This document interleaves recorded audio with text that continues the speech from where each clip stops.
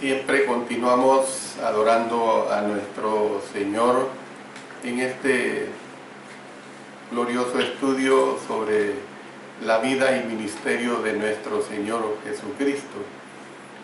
Estamos tocando el tema de qué es lo que será necesario para convencerle.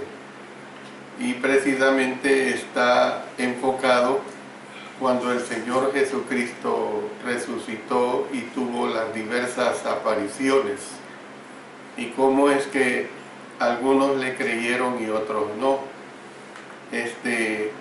Hemos visto que fue necesario para convencer a 10 apóstoles, y ahora vamos a ver qué es lo que fue necesario para convencer a un apóstol. Esto lo vamos a estar estudiando basado en el Evangelio de Juan, capítulo 20, versos 26 hasta el 31, y 1 Corintios, capítulo 15, verso 5. Aquí, hermanos, vemos que pasó una semana. A los apóstoles se les había dicho que fueran a Galilea, pero ellos demoraron, mejor dicho, su salida. Mientras Tomás no creyera, no estaban preparados para irse, precisamente porque el corazón de ellos no era uno solo en cuanto a la fe. Ustedes recuerden que en la oración de él, que se recoge en el Evangelio de Juan, capítulo 17, Jesús se centró en la necesidad de orar por la unidad. Y miren lo que dice el Evangelio de Juan, capítulo 17, específicamente en los versos 22 y 23. La gloria que me diste, yo les he dado para que sean uno, así como nosotros somos uno. Yo en ellos y tú en mí, para que sean perfectos en unidad, para que el mundo conozca que tú me enviaste y que los has amado a ellos como también a mí me has amado. No sabemos por qué el Señor esperó una semana para aparecerse nuevamente. Y yo me pregunto, ¿a dónde se iba? ¿Qué se hacía? Son cosas misteriosas y no tenemos que preocuparnos. ¿Dónde estaba? ¿Qué hacía? ¿O qué no hacía? Lo que tenemos que tomar en cuenta es lo que la Escritura nos dice y que nosotros tenemos la bendición de tenerlo revelado. Tal vez deseaba que los discípulos reflexionaran sobre lo que habían visto. Entonces, por eso esta sección trata de qué es lo que fue necesario para convencer a un apóstol. Vamos a ver primeramente la parte de ver para creer.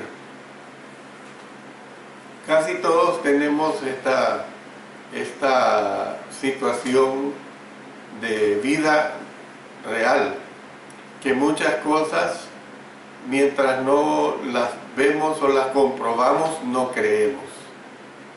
Dice la Escritura que al fin 8 días después, o sea, una semana después, según el sistema de calcular el tiempo que usó el apóstol Juan, se habría tratado del primer día de la semana siguiente.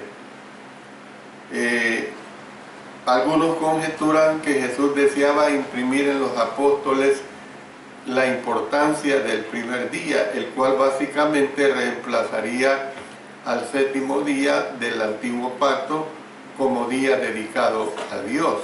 Yo creo que hay bastante razonamiento en esto, y buen razonamiento. Al fin, dice, 8 días después estaban otra vez sus discípulos dentro del aposento en que se habían alojado, y con ellos Tomás, Noten que ahora ya está presente Tomás. Cuando Jesús se les apareció por segunda vez, el ambiente era el mismo. Y una semana atrás las puertas estaban cerradas, y aquí también. Pero Él traspasa. Las puertas están cerradas y el saludo del Señor fue el mismo. Paz a vosotros. Paz a vosotros. Esta aparición se hizo especialmente para beneficio de Tomás. Cristo dijo al Tomás escéptico, o sea, al Tomás incrédulo: pon aquí tu mano, o pon aquí tu dedo y mira mis manos, y acerca tu mano y métela en mi costado, y no seas incrédulo sino creyente. Entonces la respuesta de Tomás fue inmediata, abarcadora y verdaderamente magnífica, porque, hermano, fue el primero en confesar la deidad de Cristo en términos completamente inequívocos. Ya anteriormente hemos visto que la confesión de Pedro y la confesión de Marta habían insinuado la deidad de Cristo. La de Tomás, sin embargo, fue una confesión explícita: Señor mío y Dios mío. Algunos que tienen prejuicio religioso niegan la deidad de Jesús alegando que Él fue un Dios en minúsculas, pero no el Dios en mayúsculas. En el lenguaje original, Tomás se refirió a Jesús como el Dios mío. El Dios mío, eso es lo que estaba diciendo. Entonces, si Jesús no era el Dios en mayúscula, debería haber reprendido a Tomás, pero en lugar de esto, lo elogió. Esto es bien claro. Entonces, vemos que a Tomás se le debe reconocer que si sus dudas eran las más fuertes, su confesión fue también la más completa. Tenía más dudas acerca de la resurrección porque ésta significaba más para él. Significaba que Jesús no era otro que el mismo Dios como se había dado a conocer. Entonces esto es lo que nosotros vemos aquí de ver para creer. Pero vamos a ver la otra parte que corresponde a creer para ver. Creer para ver. Cristo le dijo a Tomás: porque me has visto, Tomás, creíste. La reprensión se dirigió a Tomás, pero el propósito era que la recibieran todos los apóstoles. Miren lo que vemos en Marcos capítulo 16 y el versículo 14. Finalmente se apareció a los 11 mismos, estando ellos sentados a la mesa, y les reprochó su incredulidad y dureza de corazón, porque no habían creído a los que le habían visto resucitado. Entonces, ¿qué es lo que nosotros vemos acá, hermanos? Que ninguno de ellos había creído sino hasta que le hubo visto. Muchas veces el mundo religioso y los que analizamos estos versículos y estos episodios de la vida de Cristo y en relación a la incredulidad de Tomás, llevamos esta incredulidad, o sea, este escepticismo solamente a Tomás. Pero aquí en este verso 14 de Marcos 16, ahí se ve que el Señor Jesucristo, una vez se le aparece a los 11 discípulos, dice que Él les rechaza su incredulidad. él hace ver pues que el caso de Tomás no es único. El caso de Tomás era el caso de los 12 apóstoles en general. Bueno, acordémonos que cuando aquellas mujeres que le vieron y fueron a visitar en el sepulcro y vieron el sepulcro vacío y van corriendo y quieren dar a conocer sobre la resurrección del Señor, pues son incrédulos. El Señor añadió, bienaventurados los que no vieron y creyeron, dice. Con estas palabras, el Señor Jesús pronunció una bienaventuranza. Se puede decir que es una de las primeras bienaventuranzas, aparte de las bienaventuranzas que dio en el Sermón del Monte. Menciona esta bienaventuranza para los que habían creído en su resurrección aún antes de haberlo visto. Entonces, entre estos se incluían a las mujeres, como decía, que habían ido al sepulcro. Estas mujeres creyeron el mensaje que les dio el ángel acerca de su resurrección, y quiero que leamos algunos versículos para entender que estas mujeres sí fueron crédulas a la resurrección de nuestro Señor. Por ejemplo, en Mateo capítulo 28, en los versos 5 al 8, dice: mas el ángel respondiendo dijo a las mujeres: no temáis vosotras, porque yo sé que buscáis a Jesús, el que fue crucificado.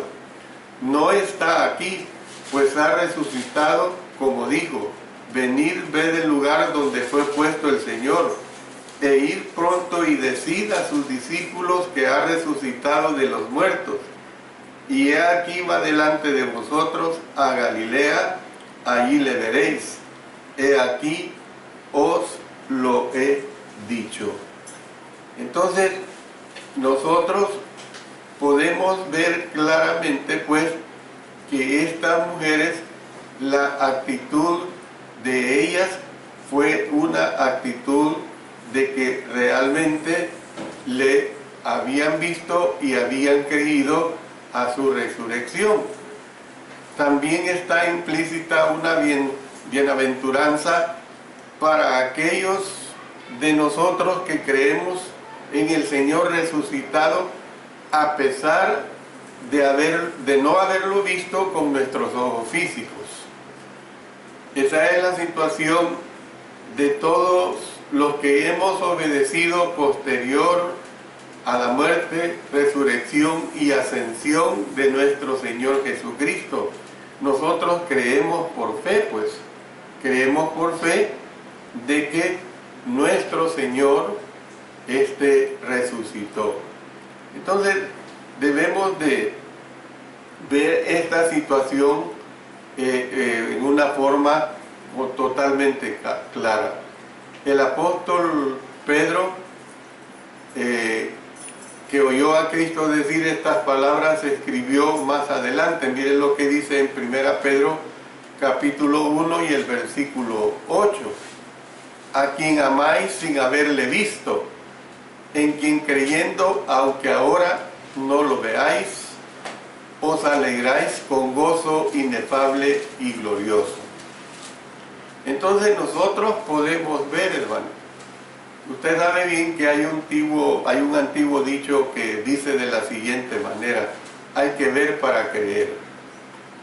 Y este dicho podemos decir, casi por decirlo así, mundial. Hay que ver para creer. En un sentido, lo opuesto también es cierto. Hay que creer para ver. Hay que creer para ver. Y esta es la realidad que nos ha tocado a nosotros. Hemos creído para ver las grandezas de nuestro Señor Jesucristo. Hemos creído para entender que Él es el Salvador del mundo.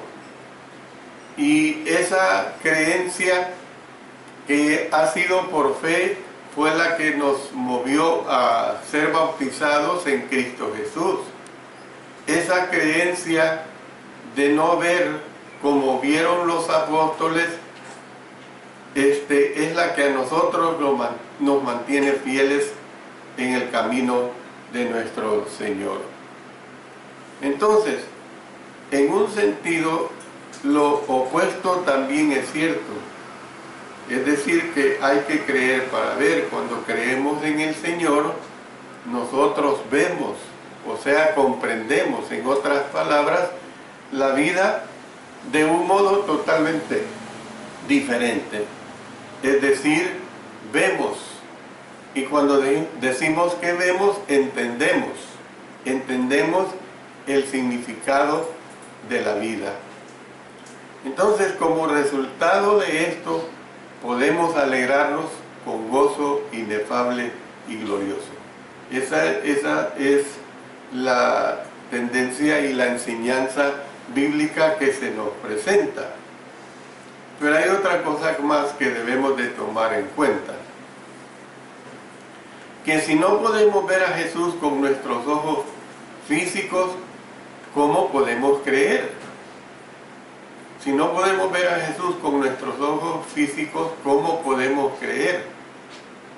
Siempre hemos dicho a través de la enseñanza que nos daríamos si fuera posible el tener presente a la par mía. Imagínense una utopía, quizás una locura, que de repente aquí el Señor Jesucristo estuviera sentado hablando físicamente. Ahora, hablando espiritualmente, yo sé que el Señor está conmigo, que está con la iglesia, que está aquí con nosotros. Pero estamos hablando de la situación de la resurrección y de la incredulidad de los apóstoles, de Tomás, que se toma como el prototipo de la incredulidad, pero esa incredulidad fue una incredulidad de los 12. Entonces, si no podemos ver a Jesús con nuestros ojos físicos, ¿cómo nosotros podemos creer? El apóstol Juan respondió a esta pregunta con un comentario inspirado y comenzó diciendo en Juan capítulo 20 y el versículo 30: hizo además Jesús muchas otras señales en presencia de sus discípulos, las cuales no están escritas en este libro, o sea, esto es en el libro de Juan, hermanos. También, si vamos al Evangelio de Juan, en el capítulo 21 y el versículo 25, y hay también otras muchas cosas que hizo Jesús, las cuales si se escribieran una por una, pienso que ni aún en el mundo cabrían los libros que se habrían de escribir. Amén. O sea, hablando de la inmensidad de todo lo que se pudiera decir de aquello que no fue registrado. Entonces, nosotros podemos ver, hermanos, que la verdad de esta aseveración se hace patente cuando consideramos que algunas de las otras señales que no se mencionan en el libro de Juan se consignaron en Mateo, en Marcos y en Lucas. Esto es una realidad, por eso es que se conocen los primeros 3 evangelios como los evangelios sinópticos, o sea, que el uno se complementa con el otro, detalles que uno no lo dice el otro. Entonces, hablando ya una última sección de esta parte que estoy presentando, el apóstol Juan siguió diciendo: pero estas cosas se han escrito para que creáis que Jesús es el Cristo, el Hijo de Dios, y para que creyendo tengáis vida en su nombre. Lo que leíamos en Juan capítulo 20, versículo 31. Entonces, en vista de que Juan 20, 30 al 31 serviría como un buen final para el libro del apóstol Juan, Se ha insinuado que Juan terminó ahí y que el capítulo 21 lo agregó posteriormente. Sin embargo, todas las evidencias de los manuscritos nos indican que Juan capítulo 21 fue parte precisa del manuscrito original. No es de pensar que el capítulo 21 fue agregado después. Entonces, nosotros podemos ver que según el apóstol Juan, lo que se ha escrito de la vida de Jesús es suficiente para producir la fe que salva. ¿Ve? No tenemos nosotros que estar especulando, mire, si es que la Biblia no aclara esta situación, la Biblia no dice esto, la Biblia no dice aquello, ¿ve? Y esto lo hacen las personas que siempre tratan de sacar la vuelta a lo que la palabra inspirada de nuestro Señor nos presenta.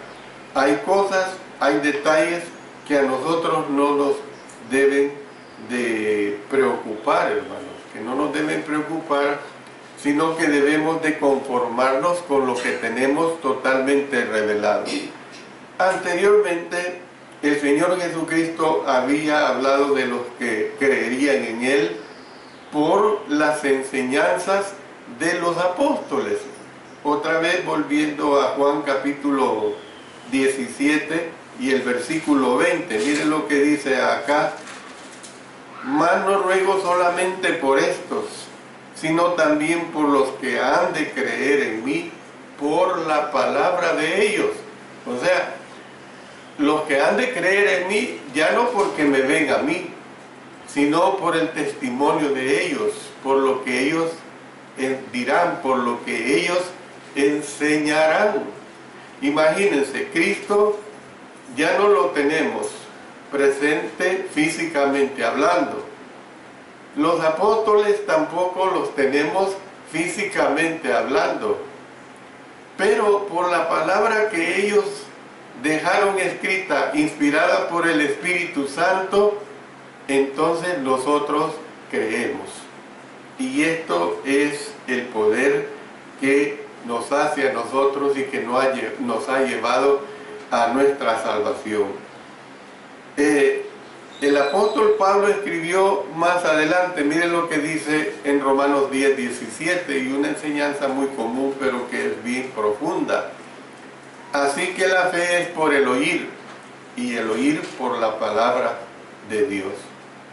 Entonces, ¿qué es lo que sucede? Que nosotros somos convencidos por oír ¿qué? Por oír precisamente la palabra de Dios, no palabra humana, sino lo que concierne a la salvación. Bienaventurados los que a pesar de no haber visto a Jesús con sus ojos físicos, han creído precisamente por el testimonio inspirado del Nuevo Testamento. Por eso es que nosotros debemos siempre preocuparnos por mantener la sana doctrina revelada en el Nuevo Testamento, por mantener esa pureza, por no desviarnos de la sana doctrina. El apóstol Pablo a su discípulo Timoteo, que lo había convertido y que lo tomó y lo agarró como uno que lo instruyó, le manda pues que guarde la sana doctrina, que se mantenga en esa doctrina de nuestro Señor. Y es lo que nosotros tenemos que entender y orar, pues, orar continuamente por mantener esa pureza de la doctrina neotestamentaria. Si mantenemos esa pureza de la doctrina neotestamentaria, pues no va a haber nunca problemas, al menos en nosotros, al menos en la iglesia de nuestro Señor y en todos los cristianos y cristianas que deseamos mantenernos en esa pureza. Nosotros debemos de guardar la palabra de nuestro Dios como ella manda. Yo pongo un ejemplo, quizás puedo decir un mal ejemplo que se está dando. No creo que sea en nuestro país, pero al menos ya sé de dos países que están cayendo en un error en cuanto a la persona o a las personas que deciden obedecer a nuestro Señor, perdón. Estuve en una congregación de un país extranjero, por supuesto, que pasó una pareja a obedecer el mandato de Cristo Jesús. Arrepentidos, confesaron el nombre de nuestro Señor Jesucristo, pero dijeron, era un día domingo, pero el martes los iban a bautizar. ¿Cómo es eso? Leamos todos los ejemplos de conversión del Nuevo Testamento reales, y el creer, el arrepentirse y confesar a Cristo fue inmediato el bautismo. Aquí hay agua, ¿qué impide que yo sea bautizado?, dice el eunuco. Cuando el carcelero se iba a matar y le enseñan la palabra de nuestro Dios y recibe el evangelio, dice que fue bautizado a aquella misma hora de la noche. El caso del día de Pentecostés, hermanos, 3,000 bautizados. ¿Cuánto tiempo cree usted que lleva para bautizar 3,000 personas? Probablemente tomaron 4 horas. Probablemente los 12 apóstoles todos bautizando. ¿Ve? Pero no dijeron, bauticémoslos el siguiente día. Nunca dijeron eso. Ni mucho menos programar el bautismo para días después. Sé de otro país donde la persona imbuida en el pecado está deseosa de obedecer a Cristo y supuestamente ha confesado a Cristo, se ha arrepentido, pero este arrepentimiento, suponiendo y ha sido real, que lo ha manifestado un día lunes, su bautismo ha sido programado para el día domingo. Entonces, ¿qué es lo que sucede, hermanos? Y hablo con predicadores de la Iglesia de Cristo, hermanos. ¿Qué es lo que sucede en estar adoptando ese método de conversión? Estamos poniendo en peligro las almas de las personas que deciden obedecer a Cristo Jesús, porque ¿qué garantía tiene esa persona de que va a tener vida de lunes hasta domingo? O aunque fuera día jueves, no hay ninguna garantía. Y si esa persona muere, esos hermanos, esos predicadores que están actuando así, de esa manera, son responsables del alma de ese hombre o de esa mujer que querían obedecer a Cristo Jesús, y que la Biblia nos manda de inmediato que el bautismo es inmediato. No debemos de hacer del bautismo un rito, un ritual. No debemos de convertir el bautismo en eso. Cuando yo fui convertido al Señor en el bautismo, hermanos, el hermano Gary Roy Wallace, que llegó a mi casa y que me llegó a entregar el diploma de graduado del curso bíblico y la Biblia, porque apenas había sacado 12 errores en todas las 12 lecciones. Cuando él llegó, ¿qué sucedió? Me remachó lo que yo ya sabía, y eran tipo 2, 2:30, y de inmediato cuando yo confesé y le dije que estaba dispuesto, inmediatamente me llevó al bautismo, al edificio de la Iglesia de Cristo en San Salvador, en la 8ª calle Oriente número 315. ¿Quiénes estaban presentes? El hermano Wallace y por supuesto Dios, Padre y Espíritu, el Señor Jesucristo y el Espíritu Santo. No llamó a un montón de hermanos. Es bonito que lleguen la cantidad de hermanos a un bautismo, no estoy hablando en contra de eso, pero hermanos, estoy hablando de que no cambiemos la voluntad de Dios, no hagamos del bautismo un ritual. Cuando una persona quiere obedecer, bauticémosla, no importa que solo yo y esta persona esté presente, porque nosotros tenemos que asegurarle la salvación a esta persona, hombre o mujer. Espero que a través de estos estudios ustedes entiendan, y que si usted, hermano o hermana, oye este estudio, se lo transmita a sus predicadores, que no caigan en ese error de retener el bautismo de los que han decidido obedecer, no esperar el día domingo y llamar a un montón de hermanos. Eso no es la voluntad de nuestro Señor. Si los que obedecen un día domingo y ahí está reunida la iglesia, bendito sea Dios. Cuando obedeció mi mamá fue en una campaña evangelística, habían 200, 300 personas, bendito sea Dios. ¿Ve?